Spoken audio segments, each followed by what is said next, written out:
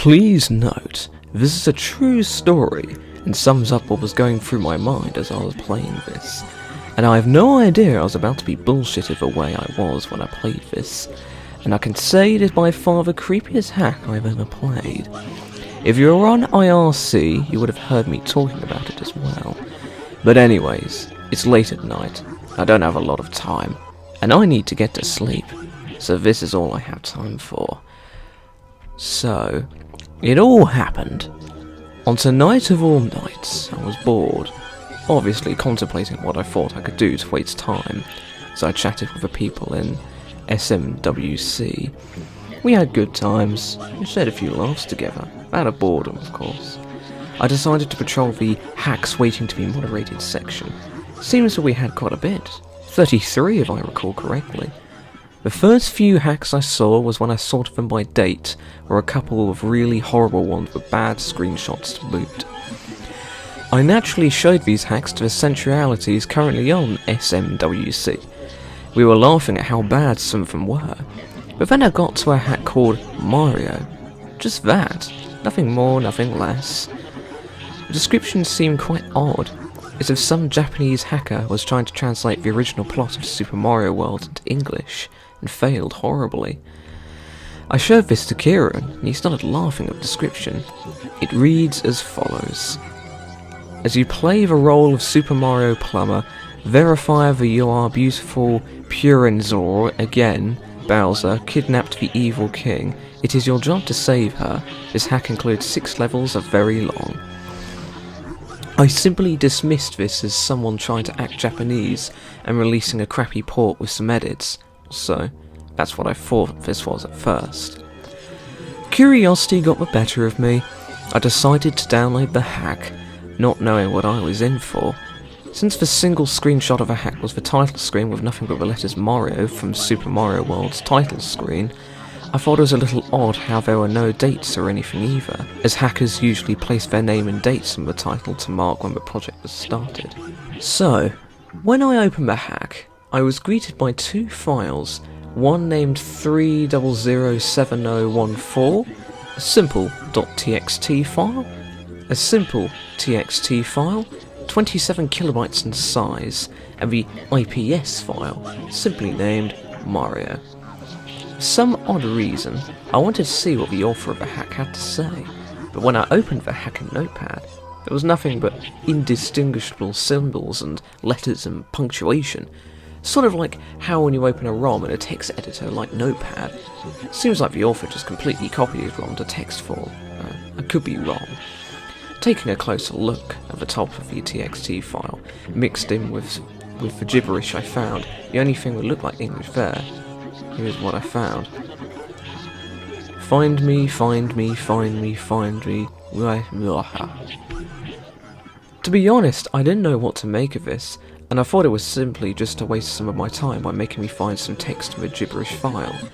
That, I'm willing to bet, no one will ever be able to make any sense of. I decided that, because my interest was growing steadily, I would start looking through my horribly disorganised download folder for a copy of a clean ROM, which I had downloaded a great deal of time before the event of tonight unfolded. And an IPS patcher, of course. My choice for a job was Lunar IPS. So I then proceeded to move the ROM of the IPS patcher to the folder with the hack. I patched the ROM, not knowing what to expect next, and I quickly hurried to drag it into ZSNES and play what I thought was to be terrible in the form of a ROM image. I noticed on boot up that the author had taken the time to change the header of his hack. Instead of the usual Super Mario World you normally see when booting up a ROM in ZSNES, you just have the letters Mario there again. At this point I gained little hope, because normally people who do horrible half-arse edits to the ROM generally don't know enough to change a header title. I thought I wasn't wasting my time with this, and my mood brightened slightly at the thought of seeing what the author had to offer in his interesting little hack. So the title screen loaded, exactly like it would with Super Mario World, except it just had Mario on the title, like I had mentioned earlier. Something else had grabbed my interest more so than the usual absence of layer 3 tiles on the tile screen. Mario's normal bright colour and happy palette seemed, how can I put this, dull? What was once violet like red was now what seemed like grey with a slight red tint to it. And I'm verily sure his pants were looking more grey than blue too. I thought this was strange, and I wondered why he decided to give Mario such a dull palette.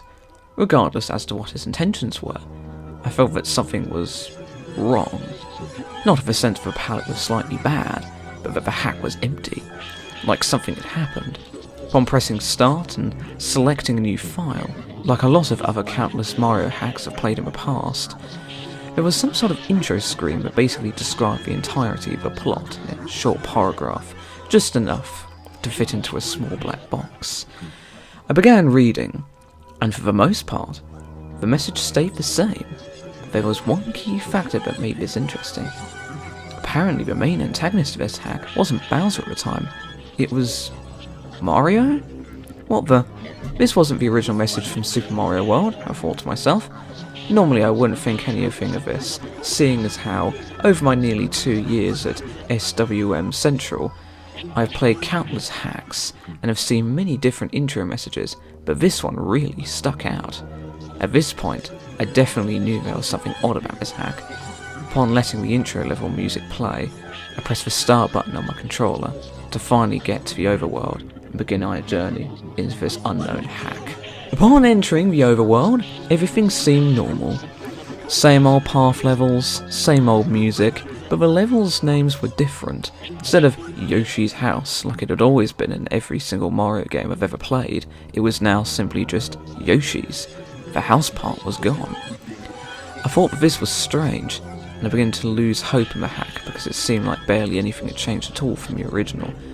I was hoping to see something new. Well, unlucky for me, I got my wish. As you'll see when I read on, I decided to enter the level out of curiosity. When I entered, the whole house that's normally there was gone. No more smoke, no more fire, no more little birdies, no more treehouse. All that was left was this message box. I decided to hit it.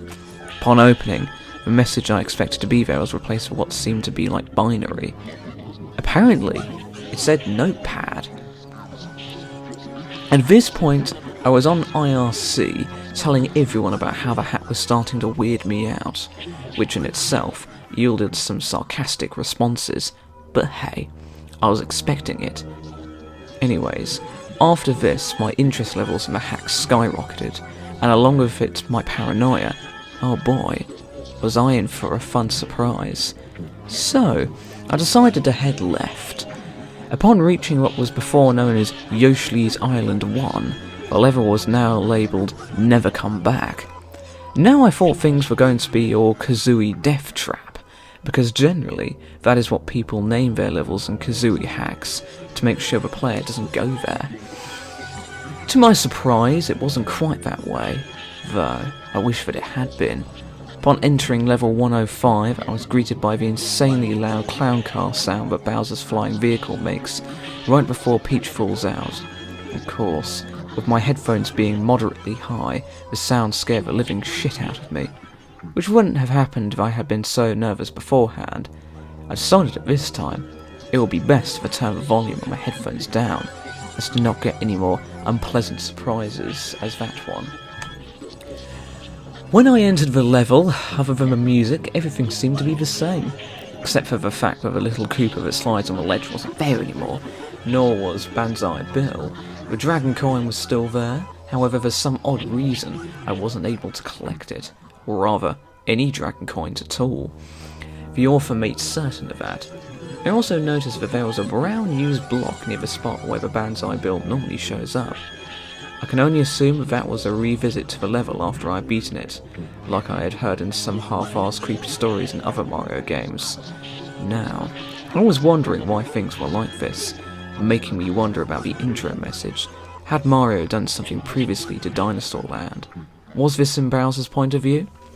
I quickly dismissed the latter option, because it seemed kind of stupid, so that left me thinking that Mario at one point in time in the author's story did something. But what? What did Mario do? My mind was nothing but rushing thoughts at this point. However, I quickly dismissed them and ventured further into the level. only to find that all blocks had basically been hit. Coins had been collected, save dragon coins. Those were still there and unobtainable. That there were no enemies, and that I could no longer go down pipes. What kind of bullshit am I playing here? I kept thinking to myself. At this point, I felt uncomfortable and decided to keep venturing. Eventually, I came across a message box, which I wasn't surprised was still on the level. Being the idiot I am, I went and hit the box. Upon hitting it, I was greeted with a familiar black box once again. The message was edited, obviously, as I had figured that was forgiven at this point. It read as follows. Point of advice. I hate you. Now, I thought things were starting to get the vibe the author was a twisted and warped individual, and that I was right about Mario having done something. At this point, I was basically rushing to get to the end of the level, so I just scurried by, and then I came across another message box. However, this one was just a blank box with point of advice at the top, with nothing else. I quickly disregarded it and headed off further to the right, hoping to free myself of the hell that was once level 105. Upon reaching the end, I saw a fire flower in the top block where the four-way block intersection used to be. However, it was too high for me to reach by normal means, so I just continued onwards, like the blind, curious idiot I am would do. So I finally beat the level, and as usual, the path to the Yellow Switch Palace was unlocked.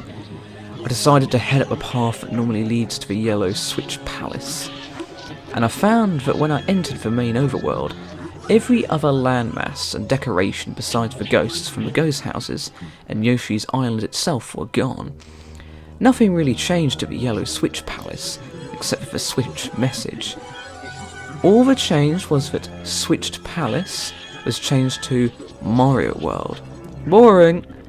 Anyways, just when I thought I was done with this abomination that called itself a hack, I found that Yoshi's Island 2 had also been edited. Oh joy, I thought to myself. Upon reaching Yoshi's Island 2, I found that it had been renamed to Yoshi's House, the original name of level 104. I decided to enter and found the palace of the level had been changed along with the background. They seem to have been changed the same palette as Yoshi's Island 3, you know, greenish tan and such, except the background was pushed down some and now was a rotting brown colour, and that the vegetation on the FG was no longer present. I decided to explore the level a bit and came across the trail of Koopas that countless players have used as shell to rack free 1-ups with. I decided to ignore them and go see if any more of the levels were changed. I evidently came across the question mark, the hole's Yoshi, and decided to free him. Upon freeing him, I got this message. Hooray! Thank you for rescuing me. My name is Yoshi. On my way to rescue my friends, Mario trapped me in that egg. This had me wondering what kind of sick and twisted hack I was playing.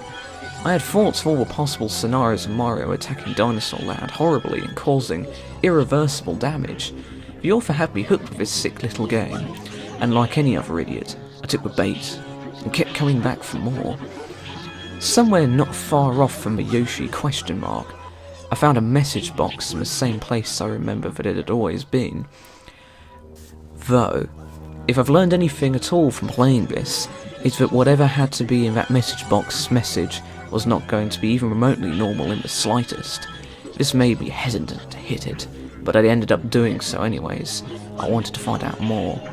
The message I was greeted with as follows. But, is there anything I can do to change your mind? What the fuck? I thought to myself. What the hell does this even mean? Change my mind? What would I change my mind about anyways? Was this about Mario and whatever he did? About how the people were trying to convince him to stop? Was Yoshi talking to me through message boxes? Or was it about me? About me playing the hack? Asking me as if the hack was trying to talk to me through message boxes? Either way, whether it was for more backstory on what Mario had done, or if it was questioning my decision to keep going, I decided to keep progressing, despite the obvious signs that I should have quit playing the hack a while ago. As I progressed further, I found that I was right. All vegetation was now gone, and nothing was left at all, save a few enemies, like chucks and moles and such. Even the pipes were gone. I came across another message box. Like all other times before, decided to hit it. I was greeted with yet another cryptic message. Point of advice. This is the selfish way out. The selfish way out? What the hell? Was it calling me selfish for continuing to play the hat despite the warnings? Had Mario made some kind of selfish decision that only benefited him? Was Yoshi still trying to talk to me? What the hell was this guy trying to tell me? At this point, I was creeped out to the point that I was shaking slightly. A mix of anticipation, fear, and the fact my room was terribly cold last night. I closed the message box and once again proceeded further. The area with the moles seemed the same, except for the fact the block next to the vine was gone. Along with the happy clouds and dragon coin the vine allowed access to, this made me feel gloomy, to say the least. Not so much frightening as I was depressed. It's a feeling I couldn't really explain well. From this point on, it was basically just an empty stretch of land to the end of the level. Proceeded quickly. I wanted to get the fuck out of here, as I felt that I had spent enough time looking around. So, me and Yoshi, still had him at the time, opened up the next path from the overworld. It too was changed. What was once Yoshi's Island 3 now read as Yoshi Island 7. Memories of Super Bebedo World flooded my mind. Now, how the levels would take giant leaps in number order, which made it seem ridiculous. Though this time I didn't quite find it as humorous. Due to common sense and obvious reasons explaining either, I entered the level. As I entered, I was welcomed by a solid black background and a blue and grey coloured floor. The place seemed frozen, lifeless, and barren. There was nothing in the level at all, save for a few goal points.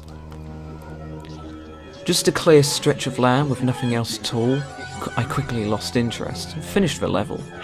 This was what seemed like the most empty and creepy level in the game, though as you'll read on, it gets far worse. With a level beaten, a new path opened up. Yoshi's Island 4 was now just leave now.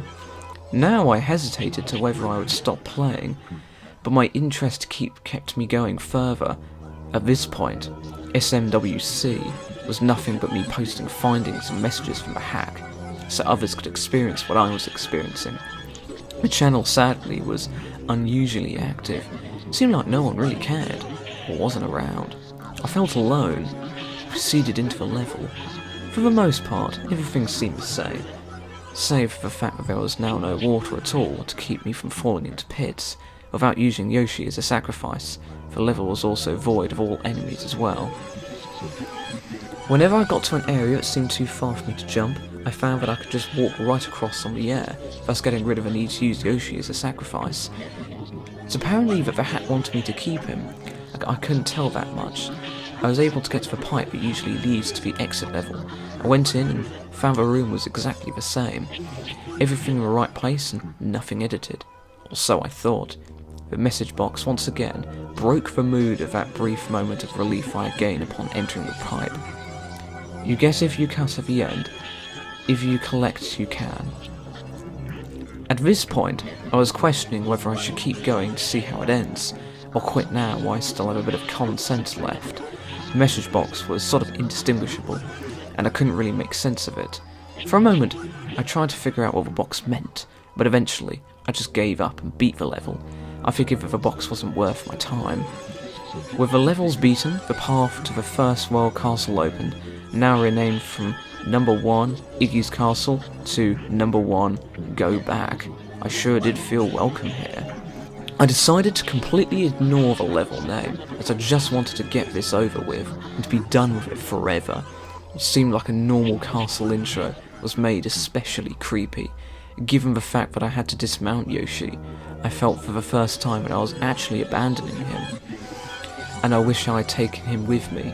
The inside room of the castle looked strange. There was this darkish bluish greenish black lava on the ceiling, and there were goal points that looked like pillars. Aside from that, next to each pillar, there was an increased amount of message boxes next to the pillar that I got further to.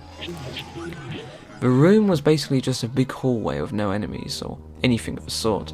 Every box I pressed either gave me a blank box with Yoshi's signature at the bottom, or a message that reads as follows: "Don't you think you caused enough trouble?" Another cryptic message, though at this point I wasn't surprised, not in the slightest. Again, the thoughts in my head started circling, wondering what exactly Mario had done, why he was here, and why everything seemed to hate everything about him, and wanted him gone forever. I was feeling more depressed than scared at this point, to be honest, and I had no idea what to expect next. I proceeded down the hallway, checking message boxes filled with nothing but the same two messages over and over again. It's like they were telling me to stop playing or something. Obviously, I ignored them and kept going. I eventually reached the end of the hallway. There was a door, which I entered. I was welcomed by nothing but a small section of land, and at that, the level was auto-scrolling, so I figured that this must be the end, that the author wanted me to jump into the pit and commit suicide or something, thus ending my journey. I was wrong. The auto-scroll pushed me over the edge, and I was still walking.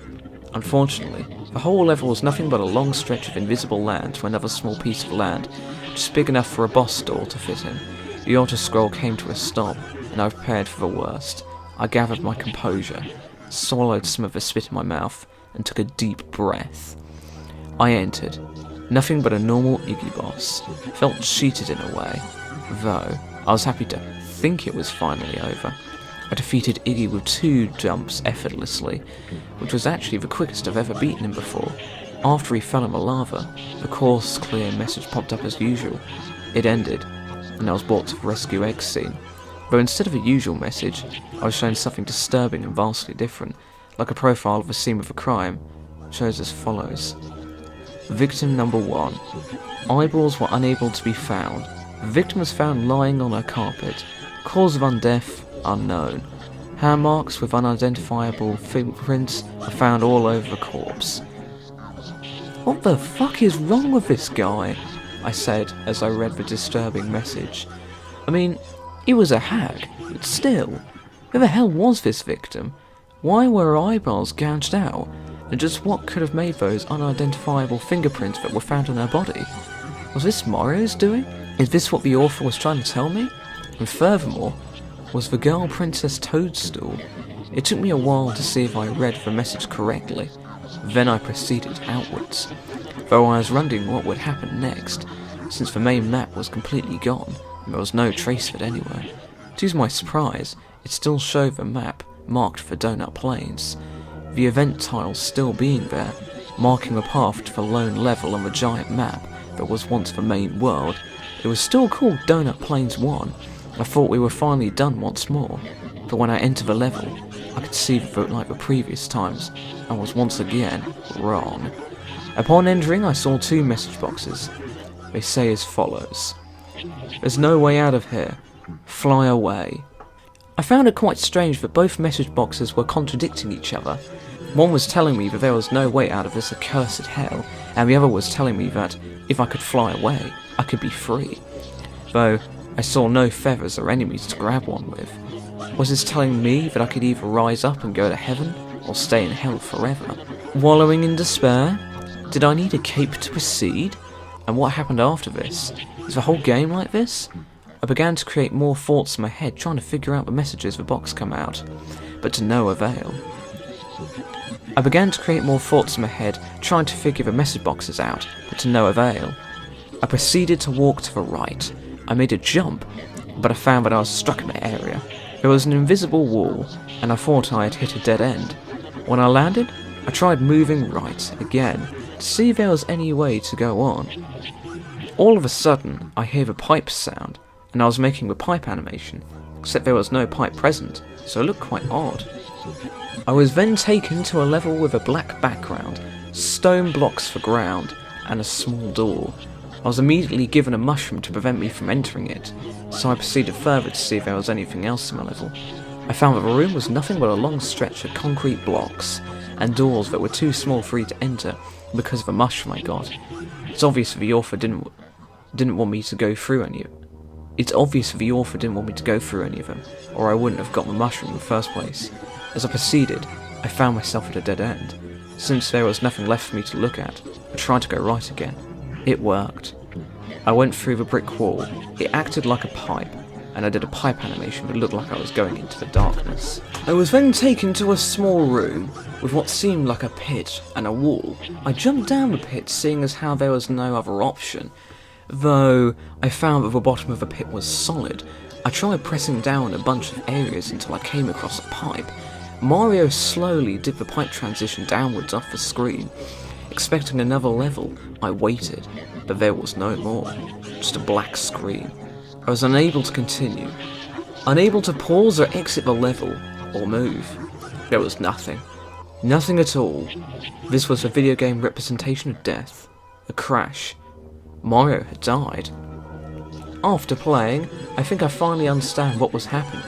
I believe Mario was atoning for his actions, eventually being plummeted into a hell that looked exactly like Yoshi Island, where he was lost to the grip of death, forever. I was finally done playing, and quite relieved at that. The nightmare was over. Activity on the IRC seemed to be back up again. I quickly shared my tales with the rest of SMWC and typing this documentation of it. If you feel daring enough, you too can witness my tale, first hand. Remember guys, it's only a hack. It can't hurt you. Or can it?